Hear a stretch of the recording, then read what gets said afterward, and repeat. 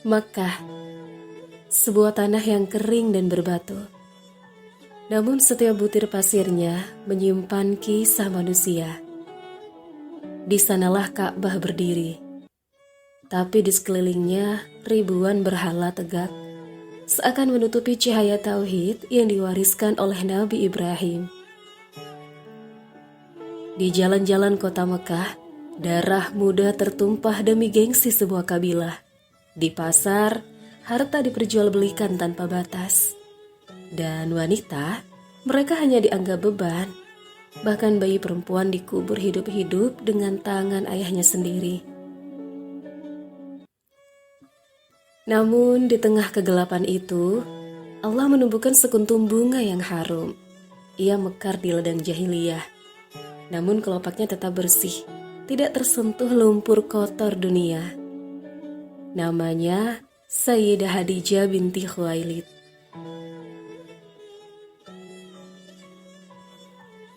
Ia lahir dari keluarga terhormat. Ayahnya, Khuwailid bin As'ad bin Abdul Uzza bin Qusay, adalah bangsawan Quraisy. Seseorang yang sangat disegani karena keberanian dan kedudukannya. Ibunya, Fatimah binti Zaidah pun berasal dari garis yang mulia. Nasabnya bertemu dengan nasab Nabi Shallallahu Alaihi Wasallam pada Qusay bin Kilab. Seakan benang-benang takdir sudah ditenun sejak lama, menghubungkan dua jiwa yang akan dipertemukan dalam misi yang suci.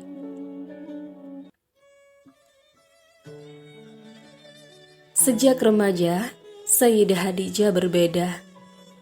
Ketika garis-garis Quraisy sibuk berhias untuk pesta, ia menjaga kesuciannya. Ketika mereka menari di bawah naungan berhala, ia menundukkan pandangan dan menjaga dirinya. Orang-orang Quraisy pun memanggilnya dengan julukan mulia, At-Tahirah, wanita yang suci. Ia tidak pernah menodai kehormatannya, tidak pernah memperjualbelikan jiwanya. Ia bersih, jernih, dan bercahaya. Seperti bulan yang tetap putih meski langit malam penuh dengan awan hitam. Sayyidah Khadijah adalah cahaya yang menolak padam.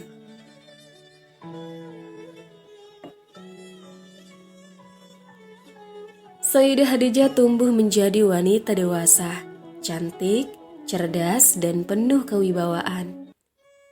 Ia menikah pertama kali dengan Abu Halah bin Nabasi At-Tamimi. Dari pernikahan ini, lahirlah seorang putra bernama Hindun. Namun, takdir lebih dulu memanggil sang suami. Sayyidah Khadijah menjadi janda, mengasuh anaknya dengan hati yang tegar. Kemudian ia menikah lagi dengan lelaki Quraisy lainnya, Atik bin Abid al-Mahzumi. Tetapi, sekali lagi, mau datang lebih cepat, ia kembali ditinggalkan.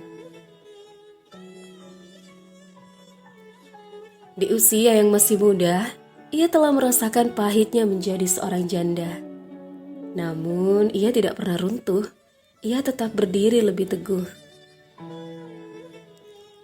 Kini, Sayyidah Khadijah adalah wanita yang kaya, cantik, bangsawan, sekaligus janda. Para lelaki Quraisy satu persatu datang mengetuk pintunya. Para pemimpin kabilah, saudagar besar, bangsawan terhormat, semua ingin meminangnya. Namun Sayyidah Khadijah menolak. Ia menolak dengan tenang, seolah ada sesuatu dalam dirinya yang sedang menunggu. Ia tidak haus akan nama, ia tidak lapar akan harta. Jiwanya seakan menanti seseorang yang lebih agung dari sekedar bangsawan Quraisy. Seperti sebuah cawan kosong yang hanya disiapkan untuk satu tetes air paling suci dari langit.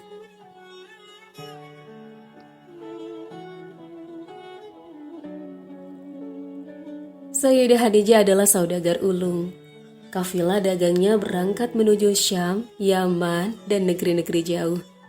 Kafilahnya adalah yang terbesar di antara Quraisy. Namun, kekayaan tidak membuatnya sombong. Ia dermawan, ia peduli, ia membantu yatim, ia mengasuh fakir, ia membagi hartanya tanpa ragu.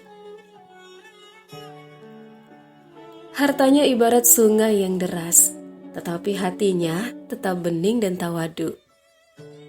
Dalam hadis, Rasulullah Shallallahu Alaihi Wasallam kelak bersabda tentang dirinya, Allah tidak memberiku istri yang lebih baik darinya. Ia beriman kepadaku ketika orang lain ingkar. Ia membenarkanku ketika orang lain mendustakanku. Ia mengorbankan hartanya untukku ketika orang lain menahannya. Hadis riwayat Ahmad. Inilah Sayyidah Khadijah, pemilik harta, tapi yang lebih besar adalah kekayaan hatinya. Cantiknya bukan sekedar pada wajah, tetapi pada tutur katanya yang lemah lembut. Harumnya bukan dari wangian, tetapi dari lisannya yang bersih.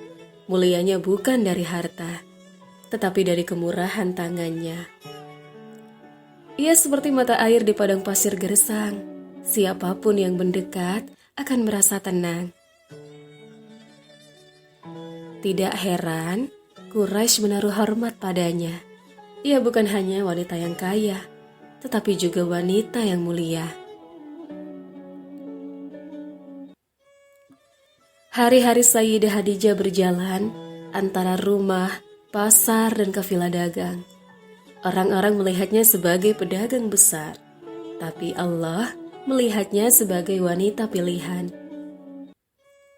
Ia tidak tahu bahwa Allah sedang menyiapkan hatinya. Ia tidak tahu bahwa sebentar lagi ia akan bertemu lelaki yang kelak membawa cahaya kenabian. Ia tidak tahu bahwa cintanya akan ditulis bukan hanya di dunia, tetapi juga di syurga.